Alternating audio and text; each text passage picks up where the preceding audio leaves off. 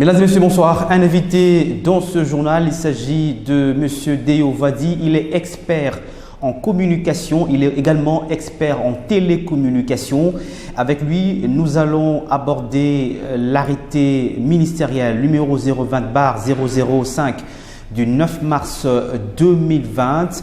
L'arrêté signé par le ministère des tutelles de télécommunications et publié au journal officiel, c'était le 1er avril dernier, fixant principalement les modalités et calculs de taux de revenus de l'ARPTC. On va en parler. Monsieur Deo Vadi, bonsoir. Bonsoir.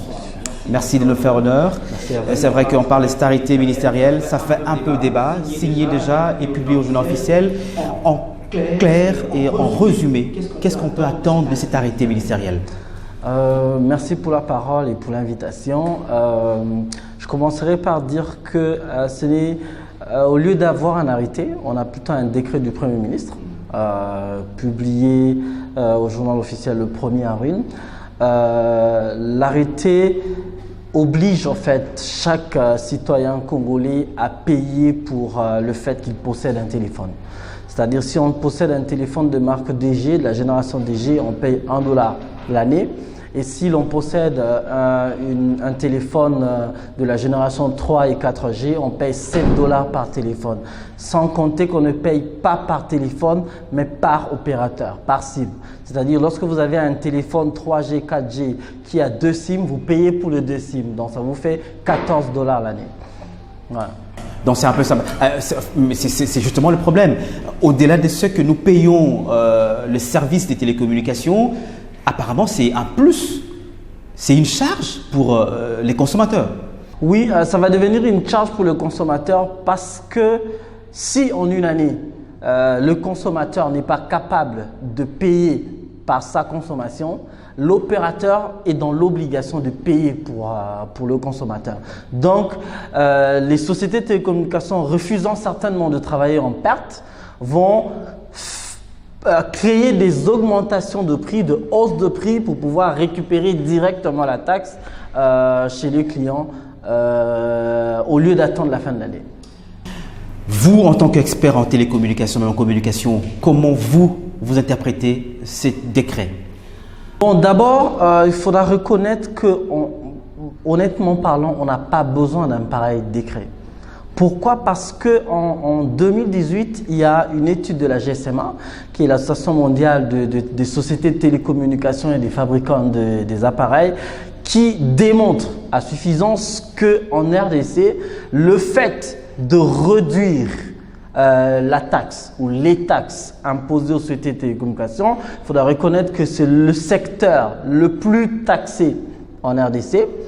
Cette baisse de la taxe fera en sorte qu'il y ait plus de consommation et automatiquement plus de recettes et pour les sociétés de télécommunications et pour la fiscalité, donc l'État.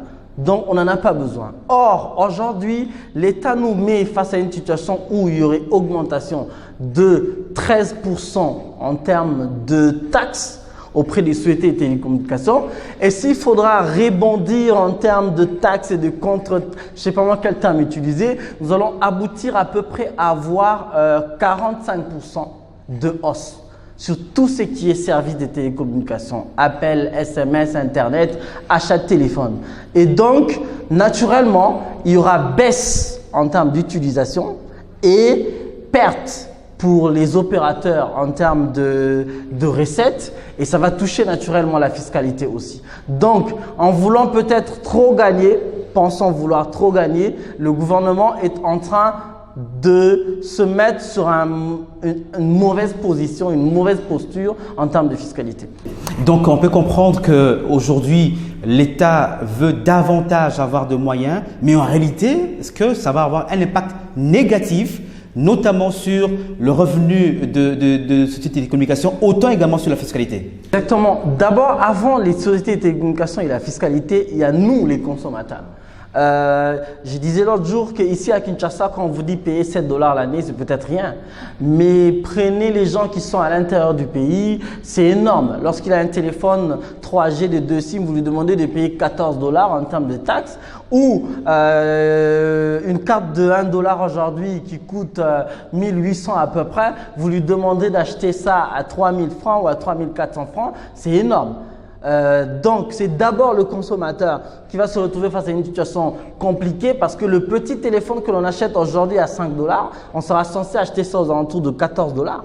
Et tout sera naturellement augmenté. Donc, ça impacte d'abord la population, ensuite les sociétés de télécommunications et l'État en termes de taxes finalement. Comment vous interprétez cette décision du ministère de tutelle? Est-ce qu'on peut l'inscrire dans une dynamique ou dans une vision d'incompétence par exemple, ou pratiquement on peut dire d'avarice? Une chose est sûre, c'est que cette décision va à l'encontre de la volonté du chef de l'État. Exactement. Et ça va à l'encontre de la volonté du chef de l'État de numériser le pays. En fait, on ne peut pas avoir un plan numérique et vouloir numériser le pays tout en augmentant le prix de ce qui constituera en réalité la numérisation. Donc, ça n'a vraiment pas de lien ou de corrélation. Soit on veut la digitalisation du pays, soit on ne veut pas la digitalisation. On ne peut pas vouloir. On a eu le plan numérique, on a eu IDRC, on a eu plusieurs événements dans le sens du numérique. Mais aujourd'hui, la clé de tout ce que l'on peut dire en termes de numérique, c'est la taxation. Et pour que ce pays puisse être numérisé ou digitalisé, il faut baisser la taxe sur les téléphones.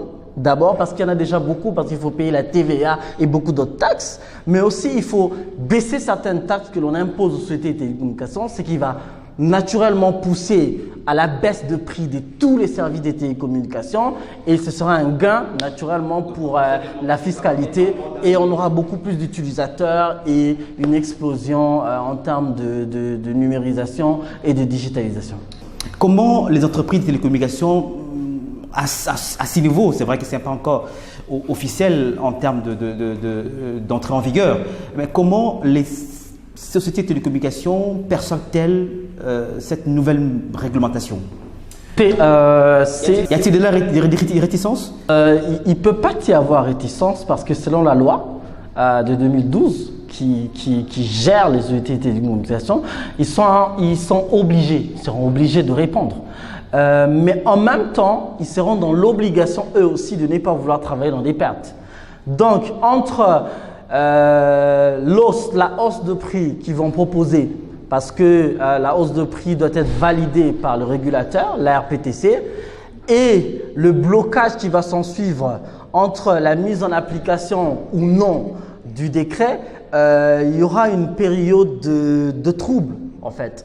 Et je crois que ce sera important pour nous de demander au gouvernement d'éviter cette période de trouble. Et connaissant le milieu économique congolais, il y aura des spéculations et tout le monde voudra bien vendre du crédit avec son taux personnel. Mais c'est compliqué aujourd'hui pour les sociétés de télécommunications. Et d'ailleurs, normalement, en termes de prévision, ils ne seront pas obligés d'attendre la mise en application. Ils doivent, dès que le gouvernement dit on y va, en termes de business, ils seront censés anticiper les augmentations.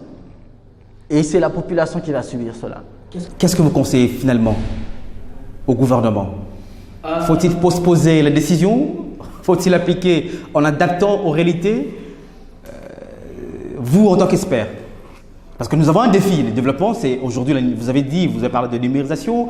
Nous avons peut-être un taux de pénétration moins par rapport à beaucoup de pays ailleurs, même en Afrique, certains pays d'Afrique. Et c'est un défi pour nous, pour le développement. Mais aujourd'hui, qu'est-ce que vous conseillez? De postposer, de ne pas appliquer la décision? Le décret, par exemple? Il faudra insister que c'est une taxe qui n'existe nulle part ailleurs dans le monde. C'est une invention congolaise. Malheureusement pour nous, c'est une mauvaise invention qui met la situation dans une position de faiblesse parce que le pays sera censé reculer. Alors qu'aujourd'hui, d'autres pays sont en train d'implémenter la 5G, faire des études, voir comment mieux avancer avec la digitalisation. Nous, on est sur un point où on discute, bon, est-ce que mon téléphone, je vais payer ou n'est pas payé pour ça? Est-ce que je crois que le débat, on devrait vraiment pousser ça beaucoup plus loin.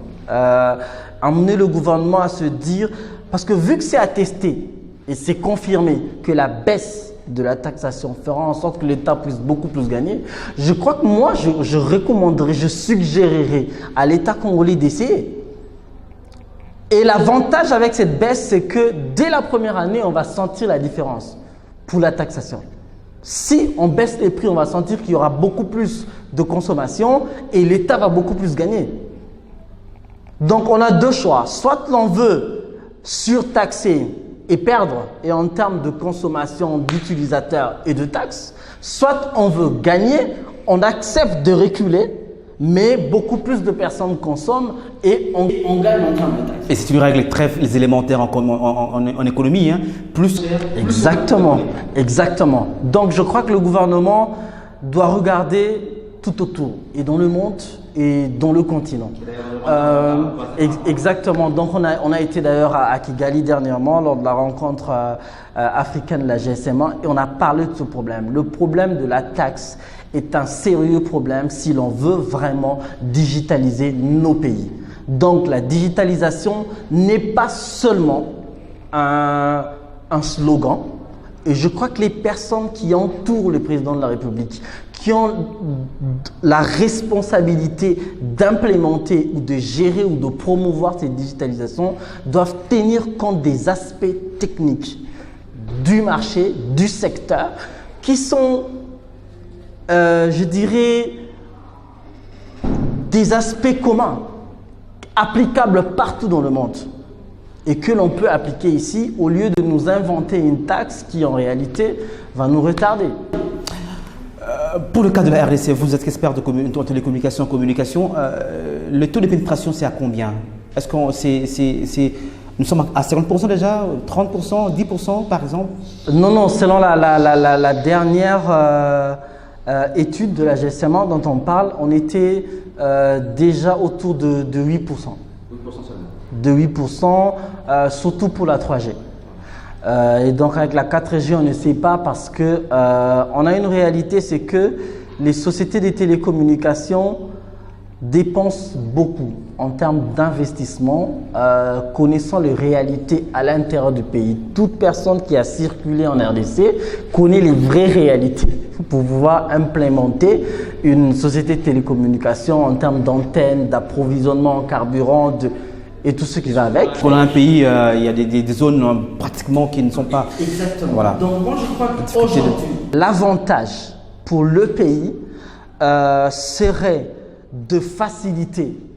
Parce que plus vous étouffez les entreprises de télécommunications en termes de taxes, vous les empêchez en fait d'avoir l'envie de beaucoup plus investir et aller beaucoup plus loin. Donc aujourd'hui, il faudrait que l'on puisse promouvoir l'investissement dans les secteurs de télécommunications, ce qui fera en sorte que l'on puisse vivre la vie en mieux, simplifiée et mieux connectée entre nous. En période de coronavirus, comment se portent les entreprises des télécommunications? Il semble que, c'est vrai que la crise elle est là et on le sent, aucun secteur n'est épargné. Comment se portent ces entreprises de télécommunications en cette période de coronavirus par exemple? Tous les secteurs sont touchés dans le pays, mais particulièrement surtout ces taxes qui viennent déjà.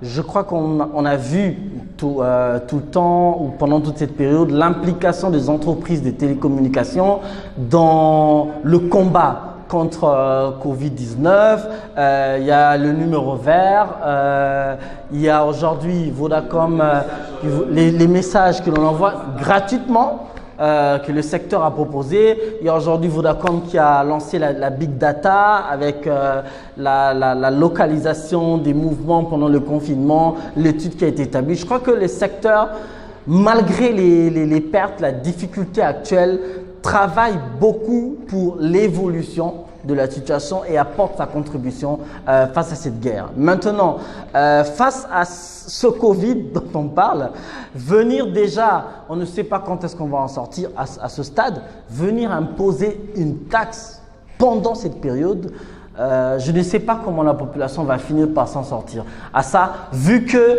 le téléphone d'abord, ensuite l'Internet est aujourd'hui considéré partout dans le monde comme un bien de première nécessité.